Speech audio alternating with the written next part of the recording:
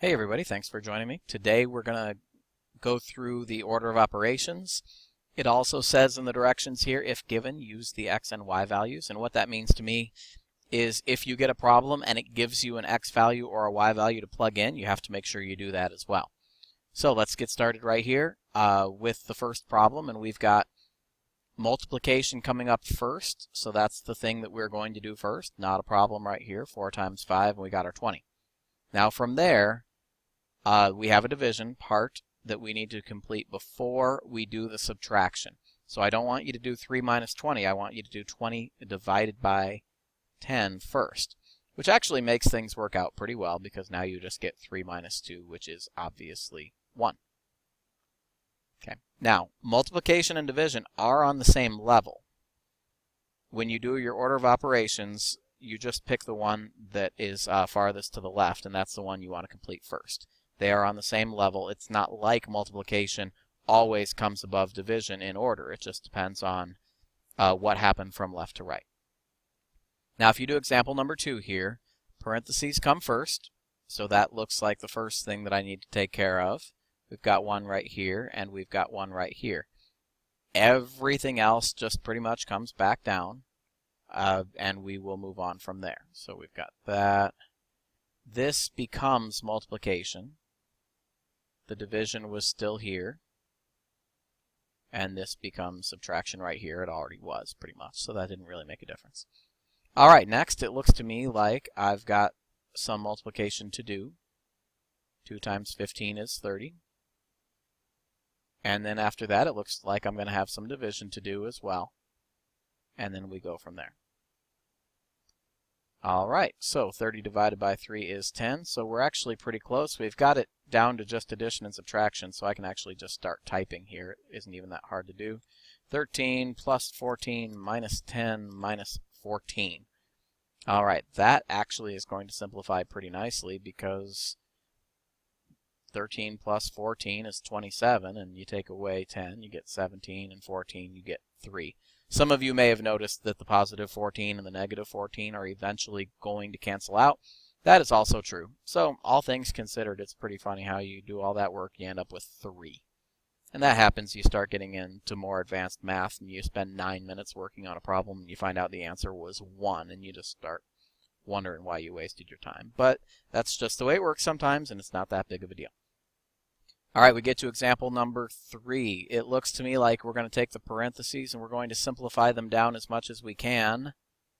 And then we are going to square them all. Now, this is going to get a little bit tricky because you have to make sure you figure out what to do with the negative signs. Do we square the negative signs? Do we not square the negative signs? We do. We square them because they were in the parentheses to begin with. That means they're part of the deal.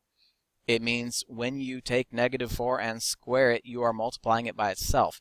You are multiplying negative 4 by negative 4, which means you get positive 16. Just like here, negative 3 times negative 3 is a positive 9, and negative 2 times negative 2 is a positive 4.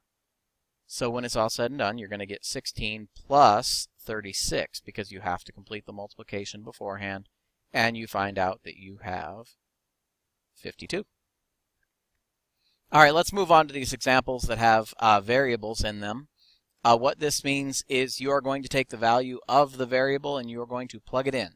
So you have to make sure that happens here. You're going to take that 12 that we know that x equals. You're going to have to put it into that spot and then complete the order of operations from there. So 2 times 12 is 24. Then you add 5 more and you find out that when you evaluate this, you get 29.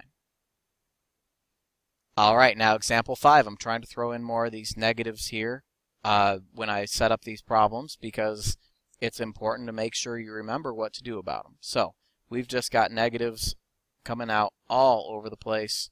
We've got one here, we've got one here, we've got one here. All right, there you go. Now, another difference in this problem is that the x showed up twice. So that meant we had to plug it in twice. Okay, so that's another difference. Where do you plug it in? The first one or the second one? Well, you plug it into both. All right, so it looks to me like there's nothing that can be done inside the parentheses to make them any more simplified. Some people might say, well, parentheses come first in order of operations. Well, they do. But if there's nothing to do, then you have to move on. So that's why we're going to move on to the exponents. Negative 2 squared is 4. All right, so that's where we're at right now. Now, what you have here is two different things that are going to require multiplication. You've got the 3 times 4, which needs multiplied here. And then you have the 2's. Now, this is a technicality. This is where people get caught up and they mess up the signs. They get caught up in all the official business. Well, does the negative 2 in front, does the negative go with the first 2, or do you subtract when you're done? It doesn't matter. No matter what you do, this is going to become a positive 4. So if you do negative 2 times negative 2, you get positive 4. Now some people say, well, what if you do 2 times a negative 2 and then subtract when you're done? Well, you would get a negative 4, and when you subtract a negative 4, it becomes 4 anyway. So I think sometimes people get so caught up in the details, the technicalities, that they forget just the common sense of the fact that sometimes it's just going to work no matter how you approach it. So either way, you should get 16 as your final answer, and if you didn't, go back and figure out why. All right, let's take a look at example number 6. Now you have an x value that needs plugged in, and you have a y value that needs plugged in. Here's another technicality. Well, are we subtracting or are we adding a negative? It means the same thing. Okay, so if you treat this as 10 plus a negative 5, you will get the correct answer. If you treat this as 10 minus 5, you will get the correct answer. So whatever your teacher prefers, whatever approach you have learned over time, that's the one I would go with. So don't worry about the technicalities here.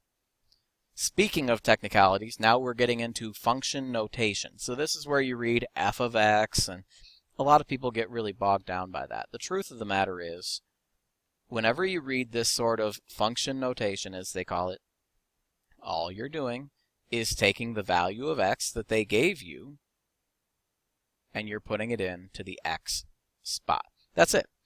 Okay, so don't worry about it. Don't get caught up in the details. Just do it. Okay, so you've got 3 times negative 6, which is going to be negative 18. And then you're going to have to add 5 to that. So when it's all said and done, if you want to find f of negative 6, as in the function's value at negative 6, it's going to equal negative 13. Okay, and that's a pretty standard official way of writing your final answer. F of negative 6 equals negative 13. So that's usually how you're going to see it written. Some people would just write negative 13 there, and I usually don't mark off, but I could see how a teacher would, and that would be totally reasonable as well. It's really just a matter of, again, whatever you want to go with. All right, g of 15. So once again, now it's still function notation. Even though we use the letter g, that didn't actually change the fact that it's still function notation. So just go with it, plug it in. 4 times 15, that looks a lot like 60. And then we're going to take 2 away from the 60, and we are going to say that g of 15 equals 58. And again, some teachers would just have you write 58 as your final answer, and that doesn't make them wrong. I'm just kind of showing a traditional way of writing it. All right, last but not least, you get paid $20 per hour plus a $50 driving bonus. All right, so it sounds to me like you're getting paid $20 per hour. I don't know how many hours we worked, so let's just call it 20H, plus a $50 driving bonus. 20H plus 50. Now, it said use the expression to find your pay for 28 hours. So now we are actually going to plug the number in. So we're going to say, hey, H is 28. We drove for 28 hours, or whatever it is that your job was that had some sort of driving in it. So 20 times 28 plus 50 more. Now, I wouldn't blame you if you're using a calculator at this point. It gets a little bit cramped in this corner of the paper anyway, but it looks to me like we made $610 total dollars. 20 times 28 is 560, plus 50 more is 610. All right. I hope this really helps you out as you go along here, and good luck the rest of the way.